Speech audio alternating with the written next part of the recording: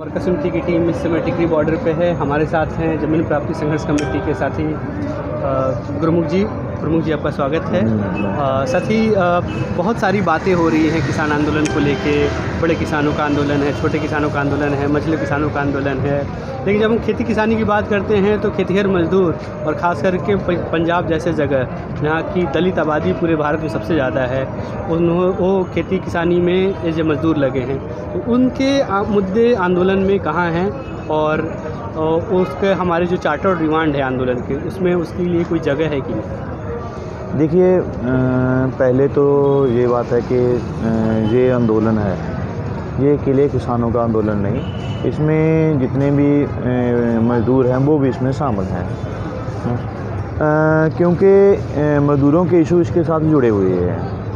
पहला तो ये है कि जो पीडीएस सिस्टम है ना, उससे जो पंजाब में आटा दाल मिलता है ना, वो बंद हो जाएगा, सभी को ये साफ स्पष्ट दिखता है। दूसरा ऐसा है कि जो मंडी सिस्टम ख़त्म हो जाएगा, क्योंकि पहले जो पंजाब में ग्रीन रेवोल्यूशन था आया, उसके कारण खेतों में काम मज़दूरों के पास बहुत कम हो गया। बड़ी बड़ी मशीनरी आई और सब कुछ आया ना, उसके साथ वो काम करने के लिए कहाँ जाएं, वो धीरे धीरे मंडियों की तरफ हो गए। जो सीज़न चलते हैं, 2 सीज़न चलते, उसमें पहले तो प्रवासी मज़दूर आते थे बिहार यूपी से, अब वहाँ के दलित है ना, वो मंडियों में काम करते हैं, उनका सारा काम है वो भी उनसे छूट जाएगा, उनको लगता है।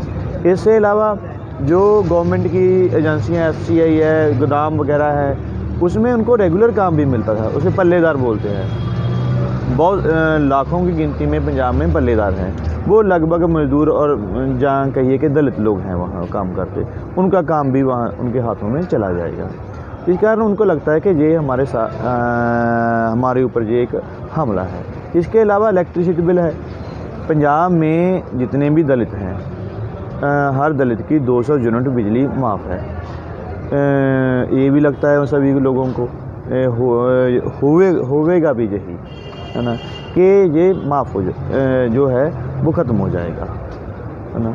इसके अलावा जो तीसरा कानून है एसेंशियल कमोडिटी का जो एक्ट है ना, उसमें तो क्लियर ही है कि महंगाई कैसे बढ़ेगी, है ना। बहुत सारी चीज़ों पे 100% जब रेट बढ़ेगा तो गवर्नमेंट इंटरफेरेंस करेगी, कई चीज़ों पे 50% रेट बढ़ेगा तो गवर्नमेंट इंटरफेरेंस करेगी। जो महंगाई बढ़ेगी तो उसके सबसे पहले किसके ऊपर अटैक होगा? वो मज़दूरों के ऊपर अटैक होगा, है ना। काम नहीं मिलेगा, महंगाई बढ़ेगी तो खाएंगे कैसे, है ना। पहले ही खेती में काम नहीं रहा, है ना, ग्रीन रेवोल्यूशन के कारण वो बाहर हो गए, क्योंकि ज़मीन प्राप्ति संघर्ष कमेटी भी इसी कारण बनी। ज़मीन प्राप्ति संघर्ष कमेटी का थोड़ा इतिहास और उनके संघर्ष की दास्तां अगर आप बता सकें। हाँ, मैं उसका ग्राउंड के बारे में पहले बताता हूँ कि पंजाब में जब ये ग्रीन रेवोल्यूशन आया, मैं पहले भी बात की है कि पंजाब में दलितों के पास जो पहले खेतों में काम था वो नहीं रहा, है ना। दूसरी तरफ ये थी कि ठीक है कि खेतों में मशीनरी आ गई, पर वो गांव छोड़ के शहरों में जाएं, वहाँ इंडस्ट्री में काम करें, इंडस्ट्री भी नहीं डेवलप हुई पंजाब में, तो फिर जाएं कहाँ?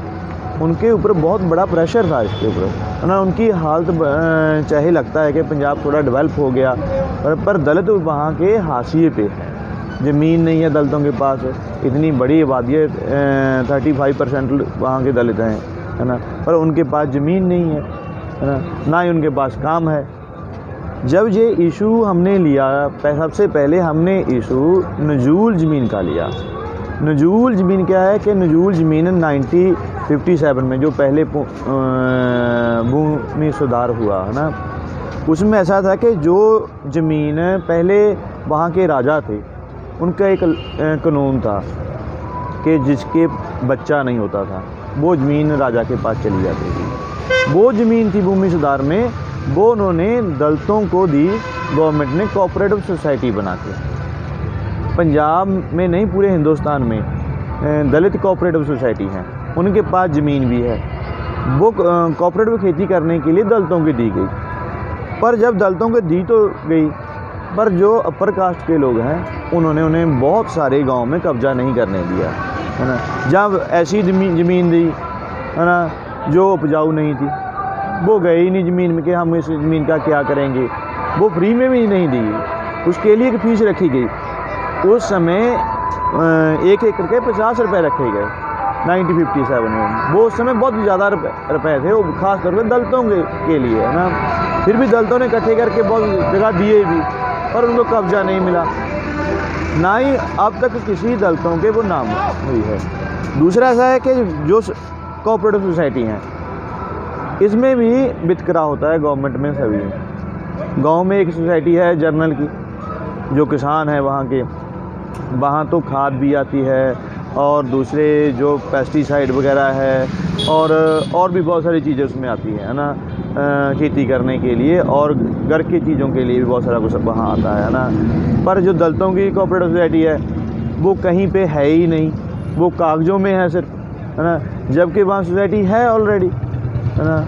दूसरी जर्नल की सोसाइटी तो बड़ी बड़ी इमारतें बनी हुई है ना, इनके पास कुछ भी नहीं है ना, इनको कोई फैसिलिटी नहीं मिलती है, ज़मीन भी नहीं है ना। हमने जब पहले एक RTI डाली तो हमें RTI के जवाब ही नहीं दिया गया।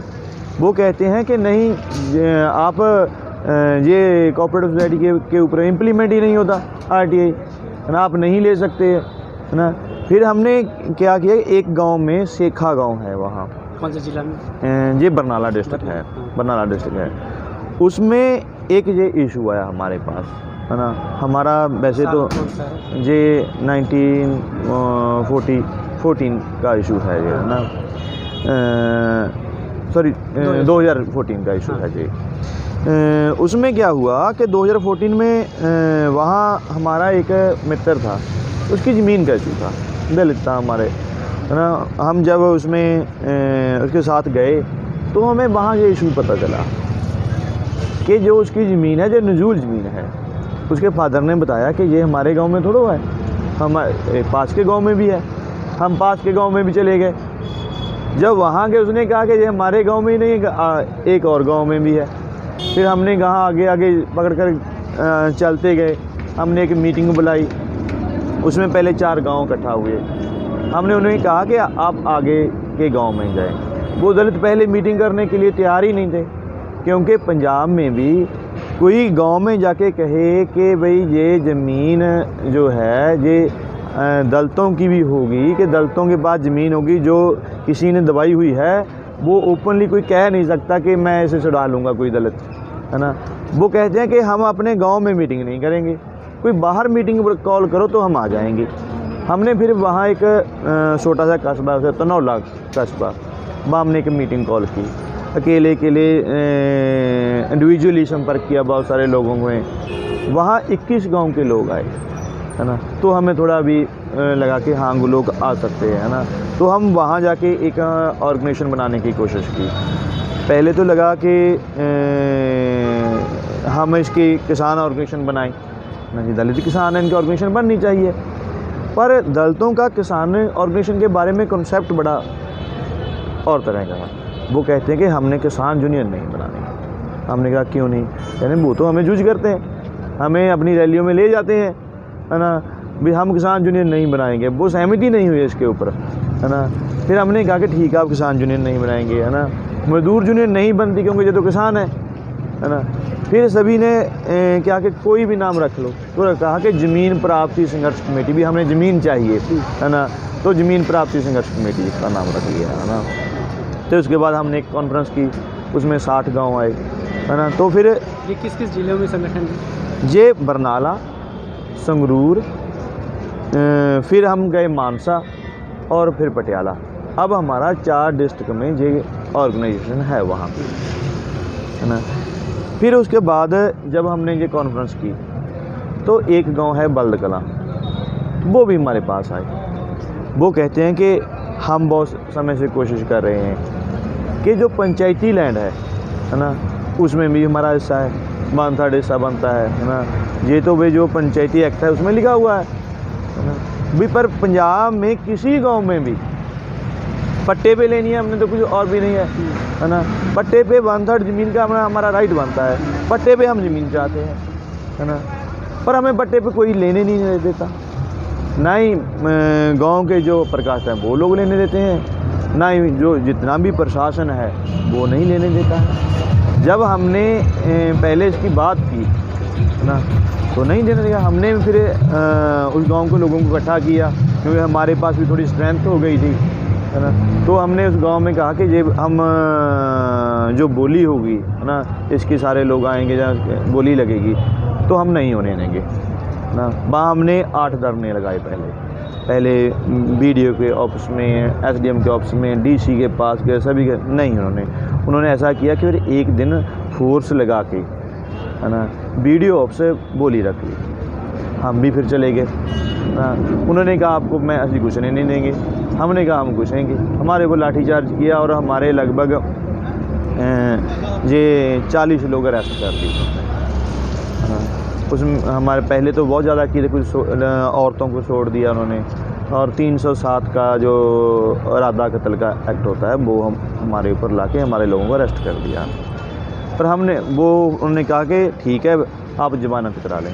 हमने कहा हम तो ज़मानत नहीं कराएंगे, हम तो घर में भी खाना खाते हैं, यहीं भी खाना खा लेंगे, है ना, हम तो नहीं कराएंगे, है ना। फिर हमने वहाँ धरना शुरू कर दिया इनडेफिनेट पीरियड के लिए। वहाँ बैठ गए हम, है ना। हमने कहा हमारे लोगों को छोड़ो। फिर उन्होंने हमारे लोगों को हमारा धरना बहुत 51 डेज चला। 51 डे के बाद वहाँ उन्होंने हमारा लोगों को छोड़ दिया, है ना। FIR रख ली, है ना। उसमें लिख दिया कि जेल में इन लोगों से खतरा है। जज ने भी ये लिखा, मान भी लिया, पुलिस ने लिखा, जज ने ये मान लिया और लोगों को छोड़ दिया, है ना। फिर हम ज़मीन में फिर चले गए। हमने नहीं कहा छोड़ी, हमने कहा ज़मीन पे कब्जा करेंगे, जबकि उसकी बोली हो चुकी थी। फिर उन्होंने कंप्रोमाइज़ करके हमें ज़मीन उस गांव की दी, तो हमें पहली बार वहाँ ज़मीन दी। फिर उसके आगे हम बढ़ते चले। फिर हमें 15 गांव में हमें वहाँ ज़मीन हमें मिली, है ना। आगे बात हमारी चली गई कि ये ज़मीन हमारी है, मिलनी चाहिए, है ना। फिर उसके अगले साल हमने ये किया कि क्योंकि वो ज़मीन जब बहुत सारे ओपन बोली होती है, वहाँ सभी अपर कास्ट के लोग आते हैं, उनके पास पैसा है ना, उसकी बोली बहुत ऊपर हो जाती है। क्या करते हैं कि हमारी कास्ट में कोई एक आदमी पकड़ लेते हैं, किसी को शराब दे दी, किसी को कुछ पैसा दे दिया, उसके नाम पे वो ज़मीन ले लेते हैं, है ना। उसके मुकाबले हमारे पास उतना पैसा नहीं था, है ना। तो हमने तीसरे साल ये किया कि हमने सभी गाँव को इकट्ठा किया। लगभग उस साल हमारे पास 100 से ऊपर लोग आए हाँ, है ना। हमने एक पंचायत की, है ना, कराचों का है, उसमें गैदरिंग की और ये अनाउंस किया कि सभी बोली नहीं होने देंगे जहाँ अपने अपने गांव में, है ना। जो देखा जाएगा अरेस्ट में जो हुई। पहले हमने सब खेतों में जाके बैठ गए, पुलिस ने अकेले को हटाना शुरू कर दिया, है ना, और बहुत सारे लोगों को अरेस्ट किया। फिर पर्चे हुए हमारे ऊपर बहुत सारे, है ना। तो फिर कंप्रोमाइज़ हुआ। पहले आज भी उस समय भी ऐसा था कि ज़मीन जो जर्नल वाली है वो तो 60 और 70 हज़ार में चली जाती है पर एकड़ के हिसाब से साल हाँ साल के लिए। पर हाँ अब हम उसका 20,000 देते हैं, है ना, क्योंकि हमने सभी ने वहाँ बाइकआउट किया कि हम नहीं देंगे, है ना। बहुत कोशिश की, हमारे आदमियों को तोड़ने की कोशिश की, लालच भी किया, पर सभी गांव के लोग इकट्ठा रहे हमारे साथ, है ना। फिर इनको लगा कि ये आंदोलन बढ़ रहा है, तो जितने अपर कास्ट के लोग थे, पुलिस प्रशासन था, है ना, और सिविल प्रशासन था, इन्होंने जॉइंटली एक गांव जलूर है वहाँ पर हमारे ऊपर अटैक किया। हम गैदरिंग कर रहे थे, है ना। पहले उन्होंने अपर कास्ट के लोगों ने बाहर से गुंडा वगैरह इकट्ठे किए हुए थे, हमारे ऊपर अटैक किया। हमारे गांव का जो प्रेसिडेंट था उसके घर पर हमला किया, आग लगाने की कोशिश की। वो तो हमने निकाल लिया था, हमें पता चल गया था क्योंकि वहाँ बहुत बड़ी हमारे ऊपर हमला हुआ, हमारे लोग बहुत सारे घायल हो गए। प्रेसिडेंट को हमने दूसरे घर में भेज दिया। उसकी माँ थी वहाँ, है ना, उसकी लात काट दी, है ना, और उसके बाद में डेथ हो गई उसकी, है ना। पर ऐसा हुआ कि वहाँ बहुत सारा रिप्रेशन हुआ। हमारे लोगों को हॉस्पिटल नहीं जाने दिया, है ना। जब हमने और बाहर से लोग लेके आके प्रदर्शन शुरू किया तो जो हॉस्पिटल में लेके गए SSP आप आया और आप आके वो हॉस्पिटल से लोगों को उठा के ले गया, है ना। उसके साथ जब पहले गुंडा आए गांव में तो उसके साथ पुलिस, जब हमारे लोगों ने उससे रेजिस्टेंस दिया तो साथ में पुलिस आ गई, है ना। फिर हमारे लोग पीछे हट गए तो हमारे लोगों की पकड़ के ले गए, हमारे ऊपर ही पर्चा डाल दिया 307 का, फिर है ना हमारे ऊपर ही हमला हुआ, हमारे ऊपर ही पर्चा डाल दिया, हमारे लोगों को अरेस्ट कर लिया, है ना। तो हमने रेगुलर फिर प्रदर्शन किया वहाँ DC ऑफिस, कई दिन बैठे रहे। उसमें हमारे साथ कई जो किसान ऑर्गेनाइजेशन हैं, जैसे हम जहाँ बैठे हैं कीर्ति किसान यूनियन है और है बहुत सारी ऑर्गेनाइजेशन है ना, वो हमारी सपोर्ट में भी आई कुछ ऑर्गेनाइजेशन, है ना, जो लैंडलॉर्ड की ऑर्गेनाइजेशन नहीं थी, जो छोटे किसानों की ऑर्गेनाइजेशन बात करते हैं, वो उन्होंने हमारी वहाँ सपोर्ट भी की, है ना, हमारे साथ भी आई। और उसके बाद फिर उनके ऊपर FIR हुई, है ना। पर हमारा आंदोलन ये रेगुलर चल रहा है अभी भी, है ना। और ऐसा है कि आज भी हमारे ऊपर, है ना, लगभग 34 FIR हैं, है ना। हमारा प्रेसिडेंट है वो PO है, अलग अलग पर्चे चल रहे हैं, है ना। क्योंकि पहले हमें तो लगा कि ठीक है, एक चलान पेश किया FIR का उन्होंने, है ना, भी पेश हो जाते हैं, पर हमें लगा कि इतनी FIR हैं, पेश होकर क्या करेंगे, है ना। फिर ये तो काम चले, हम इन्होंने छोड़ना ही नहीं है, इनका इरादा ही यही है कि इनको नहीं छोड़ना, है ना। हमारे ऊपर हमला हो जाता है, हमारे ऊपर FIR हो जाती है ना। पर ऐसा जरूर था कि हमको लोगों की सपोर्ट है ना। इन्होंने हमारे प्रेसिडेंट को, मैं भी था उनके साथ, पहले था कि पट्टीवाल कला एक गांव है, उसमें हमें अरेस्ट करने की कोशिश, हम वहाँ एक रैली करने के लिए गए थे, है ना। हमें वहाँ 3-4 थानों की पुलिस आ गई, हमें घेरा डाल लिया, पर लोगों ने उन सभी को भगा दिया, है ना। हमें वहाँ से निकाल के ले गए। फिर जलूर गांव में हमें अरेस्ट करने की कोशिश की, तो वहाँ लोगों ने बड़ा प्रदर्शन किया, गांव औरतें आ गई और आ गई, उन्होंने पुलिस को धक्के दे दे के ले गई, तो हमें निकाल दिया। उन्हें लगा कि हम इनको अरेस्ट तो नहीं कर सकते, है ना। हमें उन्होंने PO कर दिया। अब हमें ही नहीं, हमारे लोगों को भी PO कर रहे हैं, है ना।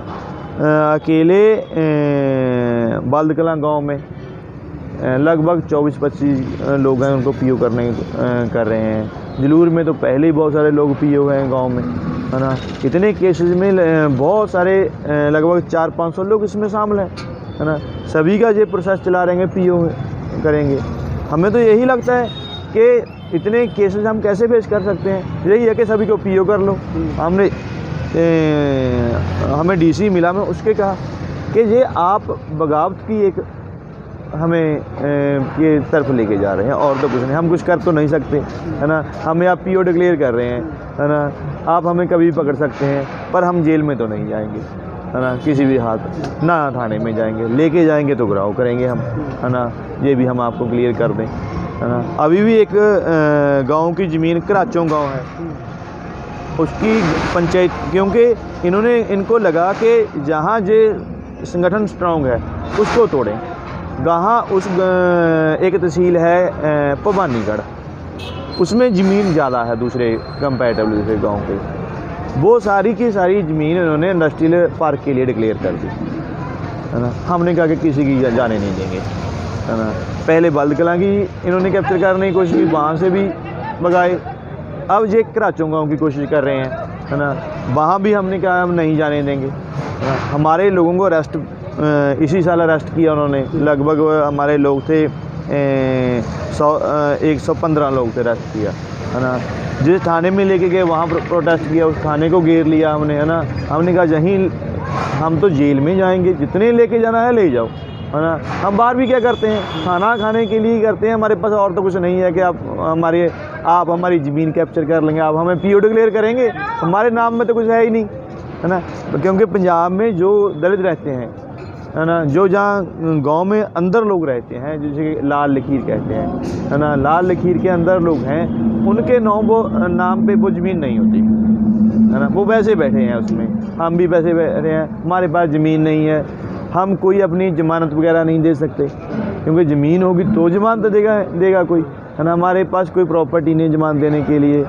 ऐसा भी नहीं PO डिक्लेयर करके आप कोर्ट क्या करेगी, पुलिस को कहेगी कि इनकी ज़मीन कैप्चर कर लें, है ना, इनकी प्रॉपर्टी कैप्चर कर लें। हमारे पास तो प्रॉपर्टी नहीं है, हमारा कैप्चर करके क्या करेगी हमारा वो, है ना। हमारे पास तो हमने पहले भी आपको बताया, DC को हमने यही कहा कि यही है, हम तो आप हमारा तो शरीर है, जेल में ले जाएंगे एक नहीं जाएंगे सारे जाएंगे, है ना। नहीं एक है कि बगावत करेंगे, है ना। ये केस है जितने मर्जी डाल लो, क्योंकि एक हम बात कह रहे हैं कि ये है कि पंजाब कहते हैं कि डेवलप स्टेट है ना, वहाँ कास्ट नहीं है, सभी बड़ी है, एक पर्दा है उसके ऊपर, बस वो पर्दा उठा के देखे नीचे सब कुछ पड़ा है ना उसके, है ना। जब आप ज़मीन, पहले तो कुछ नहीं है ना, सारे भाई भाई, जब ज़मीन की बात करेंगे तो सब कास्ट भी आ जाएगी, सब कुछ आ जाएगा, है ना। फिर नहीं रहेगा कुछ भी, है ना। फिर सब जो ज़मीन वाले हैं इकट्ठा हो जाते हैं कि नहीं दलित को नहीं देंगे, जो कुछ मर्जी हो जाए। ये जो गांव में बहुत बार मजहबी सिखों के गुरुद्वारे तक भी अलग हैं, हाँ। और बहुत सारी चीज़ें में वो जो पूरे भारत में जो कास्ट सिस्टम का प्रॉब्लम है वो पंजाब में भी वैसा ही दिखता है। वैसा दिखता तो सिख धर्म को जनरली बोला जाता है कि बहुत समावेशी है और हाँ, इसमें है, हाँ। लेकिन पंजाब की जब हालत देखते हैं तो वहाँ मजहबी सिखों की जो हालत है हाँ। उसके वो दिखता है कि वो कास्ट सिस्टम पंजाब में भी वैसे ही ऑपरेट कर रहा है। तो उसके बारे में कुछ देखिए, ये जो आपने बात कही वो सही बात कही कि जो सिखिया कॉन्सेप्ट है उसमें कास्ट नहीं है ना। सिक्खी में पहले गुरु नानक देव जी थे, तो उसके बाद जो सिखिया कॉन्सेप्ट था उसे प्रैक्टिकली जब देखते हैं कि गुरु गोबिंद सिंह ने उसे इम्प्लीमेंट किया, फौज बनाई, पर लड़ा उसके बाद बंदा सिंह बहादुर आके, है ना, गुरु गोबिंद सिंह के बाद, क्योंकि उन्होंने वहाँ के जो लैंडलॉर्ड थे उसके ख़िलाफ़ स्ट्रगल की, है ना। पंजाब में पहला एक वो आदमी था जिसने लैंडलॉर्ड के ख़िलाफ़ स्ट्रगल की, और उसने जब ज़मीन बांटी तो उसने कास्ट नहीं देखी, उसने जाट को भी ज़मीन दी, दलित को भी ज़मीन दी, अदर जो भी कास्ट सभी को ज़मीन दी, है ना। पर उसके बाद जब महाराजा रणजीत सिंह आया, जिसे बहुत सारे लोग अब प्रोपेगेट भी करते हैं, है ना, बादल भी कहता है, कैप्टन भी कहता है कि मैं महाराजा रणजीत सिंह का राज लेके आऊँगा, है ना। हम कहते हैं कि भाई ये बात ठीक कह रहे हैं, क्योंकि जो महाराजा रणजीत सिंह का राज था उसने सिक्खी को जो कॉन्सेप्ट था उसको उल्ट खड़ा कर दिया, है ना। उसने जो पहले लैंडलॉर्ड का सिस्टम था, जो है ना राजाशाही का सिस्टम था, उसे इम्प्लीमेंट कर दिया, है ना। उसने दोबारा जो छोटे छोटे ज़मींदार थे, बड़े ज़मींदार थे, है ना, उनसे कलेक्शन लेनी शुरू कर दी, है ना। उनके ऊपर टैक्स लगाया, वो कहाँ से लेंगे, वो तो नीचे से लेंगे, है ना। वो ज़मींदार सिस्टम फिर उसने खड़ा कर दिया, है ना। जो बड़ा पंजाब की बात करते हैं, बहुत सारा बड़ा पंजाब है ना, वो इसी के ऊपर खड़ा, है ना। महाराजा रणजीत सिंह के बाद ये सारा इसमें आ गया। अब पंजाब में क्या है, अब कास्ट है सिक्खी में बहुत बड़ी, ये जट सिख है, ये मजहबी सिख है, ये चमार सिख है, ये वो सिख है, वो रामगढ़िया सिख है, सभी ये कास्ट पंजाब में है ना। ऐसा नहीं है कि गुरुद्वारे तो अलग है ही है ना। ऐसा भी है कि जो जनरली गुरुद्वारे हैं जिसके ऊपर अपर कास्ट डोमिनेट करता है, वहाँ से तो बाईकाट होता है हमारा, है ना। जब बाईकाट की अनाउंसमेंट होती है कि भैया इसका दलितों को कोई दाना पानी नहीं देना, इनको खेतों में नहीं आने देना, है ना, इसको खेतों में घास के लिए नहीं आने देना, है ना, तो वहाँ कहाँ से अनाउंसमेंट होती है, गुरुद्वारे से अनाउंसमेंट होती है। बहुत सारी खबरें मिली कि जब लॉकडाउन हुआ और जब बिहार के माइग्रेंट वर्कर नहीं जा पाए और दलित सिखों ने अपनी मजदूरी बढ़ाने के लिए और प्रॉपर मजदूरी की बात की तो उनका बॉयकॉट भी हुआ, तो उसके बारे में ये सही बात है? नहीं, ये बात सही है। हमने देखिए, क्योंकि आज की जो स्ट्रगल है, हम क्यों सपोर्ट कर रहे हैं स्ट्रगल को, है ना। एक तो जो एक्ट है और बिल है ये भी दलितों के ख़िलाफ़ है। दूसरा है कि मोदी है, आरएसएस है ना। आरएसएस जितनी जाटों के ख़िलाफ़ नहीं है जितनी वो दलितों के ख़िलाफ़ है ना। वो वही मनुवाद इम्प्लीमेंट करना चाहती है। हम चाहते हैं कि ये किसी तरह से पीछे धकेला जाए, है ना। आरएसएस और मोदी यहाँ नहीं रहने चाहिए, है ना। इस कारण हम इस आंदोलन के सपोर्ट में खड़े हैं, है ना। ये तो एक जो चेतन वर्ग है वो कोशिश कर रहा है सारा पंजाब में दलित, है ना। तभी तो बीजेपी घुसपैठ नहीं कर पाई दलितों में, नहीं तो कोशिश कर रही है, पर मास लेवल पे दलित इसकी सपोर्ट में नहीं है ना। वो क्यों है, उसका एक रीज़न है जो आपने बताया, है ना। कोरोना के दरमियान ये इशू आया पंजाब में बड़ी गिनती में कि जो बाहरली लेबर थी, जिसे प्रवासी लेबर कहते हैं, वो तो नहीं आई, चली गई सारे, जैसा फिनोमेना पूरे इंडिया में हुआ, है ना, वो घरों में चली गई। पर लोकल जो लेबर है उसका तो स्टैंडर्ड प्रवासी लेबर से थोड़ा ऊपर है ना। बाहर की लेबर आके कम रेट में काम करती है, लोकल लेबर थोड़ी ज़्यादा मांगती है।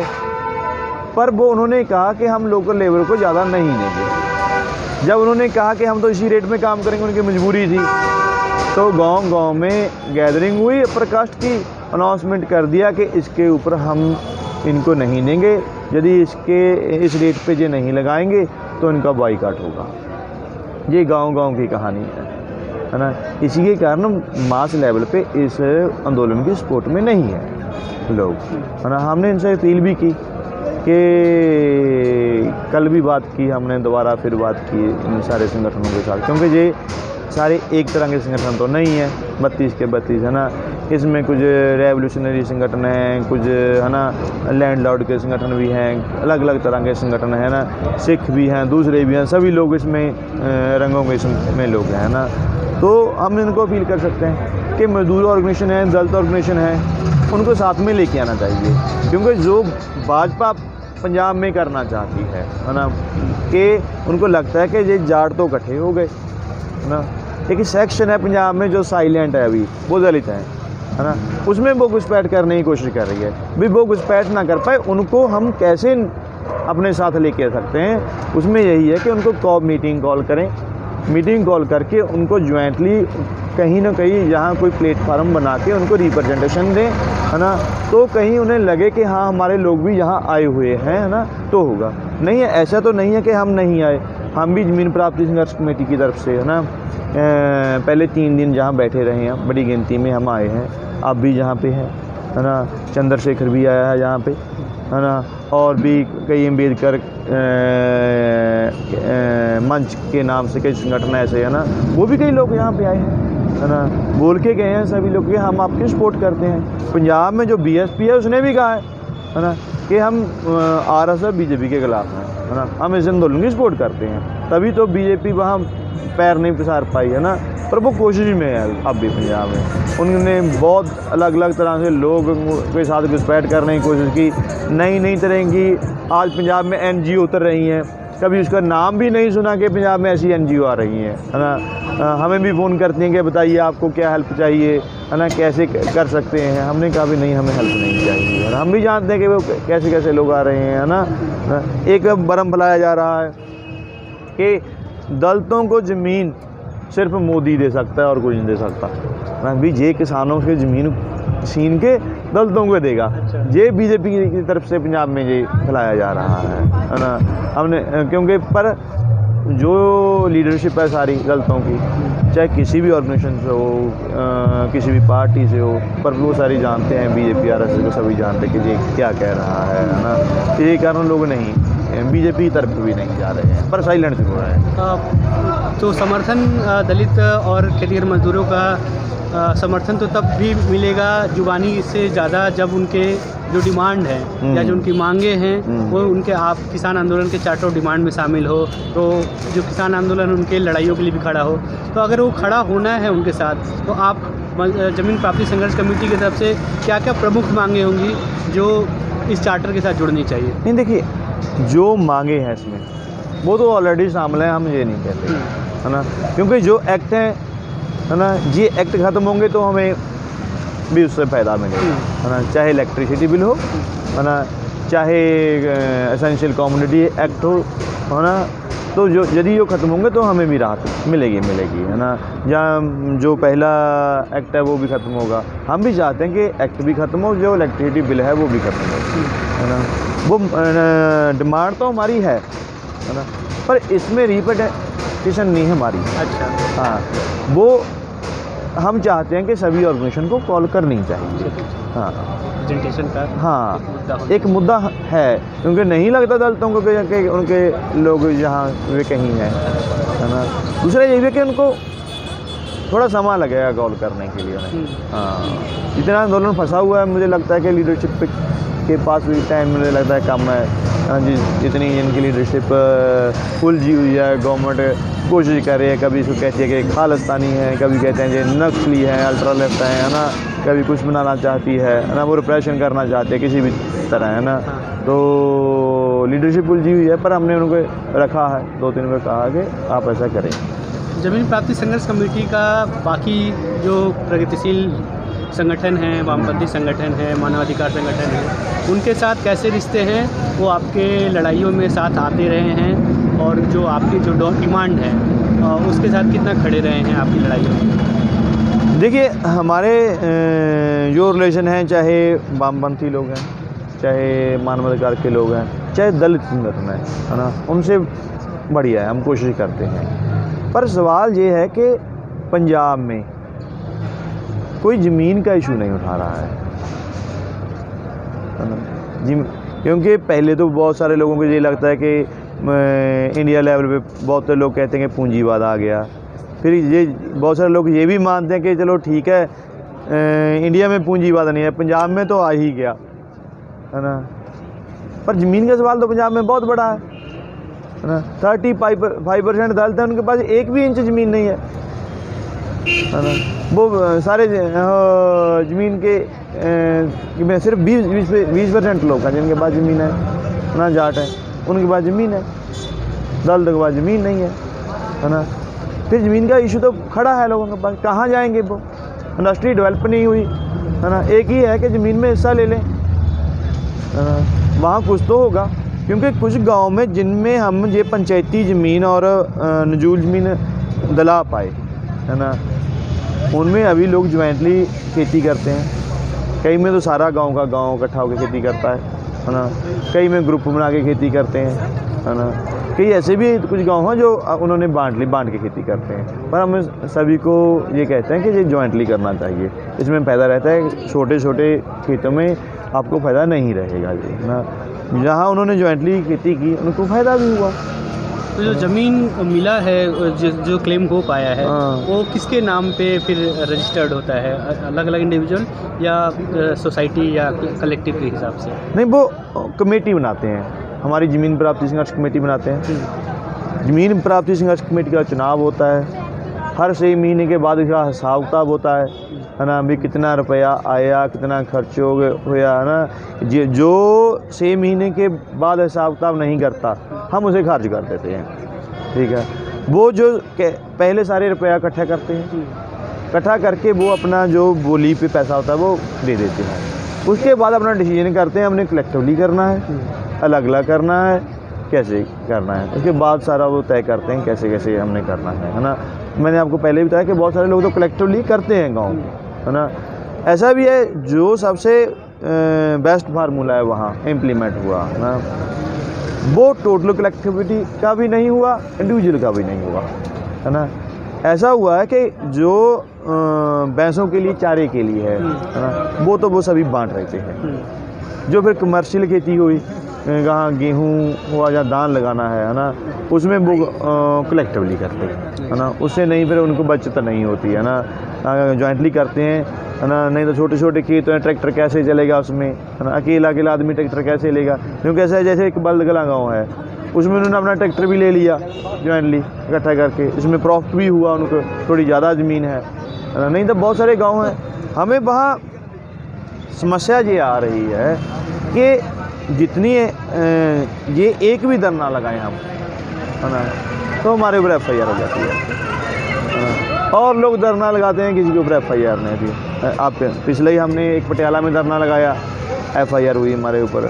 संगरूर में एक धरना लगाया, यदि FIR हुई। अब पंजाब में बहुत सारे धरने लग रहे हैं, किसी के ऊपर FIR तो नहीं हो रही, तो दलितों के ऊपर FIR हो जाती है ना।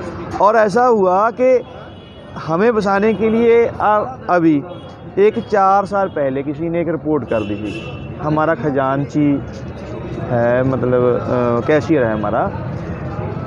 4 साल पहले गुरु रविदास का दिन था, एक वहाँ सूखा पेड़ था, उसने उन लोगों ने इकट्ठा होके वो उसे तोड़ दिया, तोड़ के वहाँ जो खाना बनना था उसमें लगा दिया।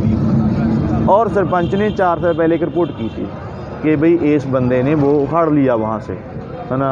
ये तो पंचायत का था, जबकि वो तो किसी बाहर खड़ा था, है ना, कोई नंबर भी नहीं लगा हुआ था। और अब उसे लगा कि वहाँ के एसएसपी को कि इस हो सकता है, 4 साल पहले जो रिपोर्ट हुई उसका अब उसके ऊपर एफआईआर कर दी, है ना, कि एक एफआईआर ये भी हो सकती है। वो ढूंढते रहते हैं कि कौन सी एफआईआर कहाँ इनके ऊपर हो सकती है, और यदि एफआईआर हो जाती है ना, हम भी लगेंगे जितनी मर्जी कर दो, हम नहीं हटेंगे, है ना, ना हम अरेस्ट दें, ना हम जज के पास जाएं, है ना, जो भी होगा हम नहीं करेंगे।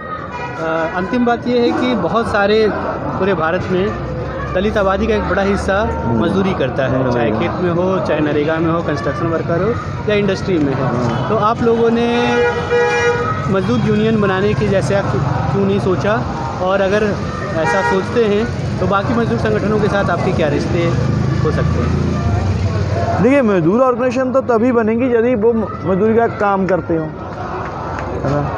हम तो ज़मीन के इशू के लेके चले हैं, वो तो किसान है, ठीक है, किसान को मजदूर ऑर्गेनाइजेशन में कैसे कन्वर्ट कर सकते हैं? हम तो खेती करना चाहते हैं, अपना हिस्सा मांगते हैं कि जो पैदावारी साधन है ना, गांव में तो ज़मीन है मेनली, उसमें हिस्सेदारी की डिमांड करते हैं। यदि हमें ज़मीन मिलेगी, जो नजूल ज़मीन है लोगों को मिली है ना, तो वो खेती करते हैं, चाहे पंचायती ज़मीनें खेती करते हैं, वो तो किसान होंगे, है ना।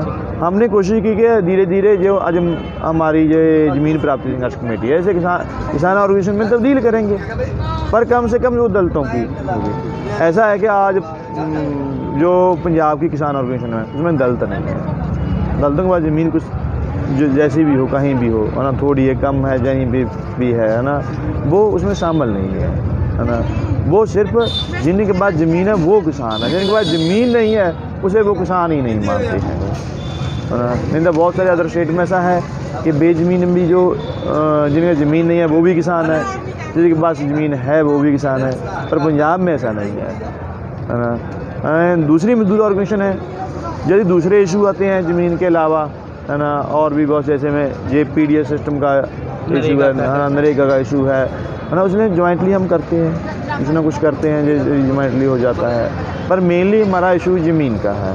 हम इसको आगे लेके जाना चाहते हैं। अभी हमने कुछ टारगेट भी किया है कि जो निजी ज़मीन है ना, क्योंकि पंजाब में सीलिंग एक्ट 17 एकड़ के ऊपर है ना, पर वो पहले चाहे 2 बारी भूमि सुधार हुआ, वो उस ढंग से इम्प्लीमेंट नहीं हुआ है ना। बहुत सारे लोगों के पास ज़मीन है, 100 एकड़, 200 एकड़। पहले तो ये 2 बड़े लोग हैं, एक कैप्टन है, एक बादल है, लीगल ज़मीन इनके पास 5-5 हज़ार एकड़ से 5-5 हज़ार एकड़ से ऊपर है इनके पास, है ना, पेपर पे है ना। और 17 एकड़ का सीलिंग एक्ट इम्प्लीमेंट है वहाँ पे, है ना। बहुत सारे जज हैं जो लगे हैं हाई कोर्ट के, बहुत सारे लोग हैं उनके पास ज़मीन है, सभी के पास, है ना, वो लेके खेती करते हैं, है ना। वो हम इशू ले रहे हैं अभी धीरे धीरे, है ना, उसके ऊपर प्रोपेगेंडा है हमारा, है ना, पूरे एक प्लान लेके चले हैं कि ये लड़ेंगे, है ना। पंजाब में कोई पूंजीवाद इम्प्लीमेंट नहीं हुआ है ना, कोई हम लगता है कि इंडिया में नहीं हुआ है। ज़मीन का इशू बहुत बड़ा है ना। जब पंजाब में ज़मीन का इशू खड़ा है तो और गवर्नमेंट मान रही है, क्योंकि गवर्नमेंट का जो प्लानिंग कमीशन की रिपोर्ट थी एक लैंड अनफोल्डिंग एजेंडा, है ना, वो भी पड़ी है ना। जब अनफोल्ड ही नहीं हुआ ना, ज़मीन अभी भी बड़े लोगों के पास है। हम चाहते हैं कि जो स्ट्रगल और भी आगे बढ़े। हमने अदर स्टेट में भी ये कोशिश की, है ना। पहले हम गुजरात में गए, जब वो ऊना का आंदोलन हुआ था, है ना, वो ज़मीन का इशू उठाया था कि है गाय की पूछ तुम रखो, हमें अपनी ज़मीन दो। हम इस आस में गए थे कि वहाँ कहीं ज़मीन का आंदोलन चलेगा, पर वो तो बाद में पता चला कि वो तो इलेक्शन की गेम है सारी, है ना, कि ज़मीन का आंदोलन नहीं है। दिनेश मोवानी के आंदोलन के साथ हम जाने की कोशिश की, वहाँ रहे भी उसके साथ भी, है ना, पर वो तो फिर MLA वगैरह में चला गया, है ना। ठीक है, अब भी हमारे संबंध हैं उसके साथ, पर वो उस आंदोलन की तरफ नहीं है। गुजरात में बहुत सारी NGO हैं, है ना, वो अपने पैसे के लिए काम करती हैं ना, उनका घर चलना चाहिए। आंदोलन का तो सिर्फ एक नाम है ना। वो जो दलितों के लिए आंदोलन करें, है ना, रियली उनके वो ज़मीन दिलाए, है ना। यदि कोई ऐसा आंदोलन हो हम उसके साथ जाना चाहते हैं, है ना। हम नेशनल लेवल पे कोई ना कोई ऐसा आंदोलन खड़ा करना चाहते हैं, है ना। जो भी चाहे, है ना, आपके इस माध्यम से ही है ना हमारी आवाज़ भी कुछ लोगों के साथ पहुँचे। तो हम जॉइंटली कोई नेशनल लेवल पे भी कोई प्लेटफार्म बने, हम पहले बिना शर्त के साथ आएंगे, है ना। हम चाहते भी हैं कि ये बनना चाहिए ज़रूर। धन्यवाद।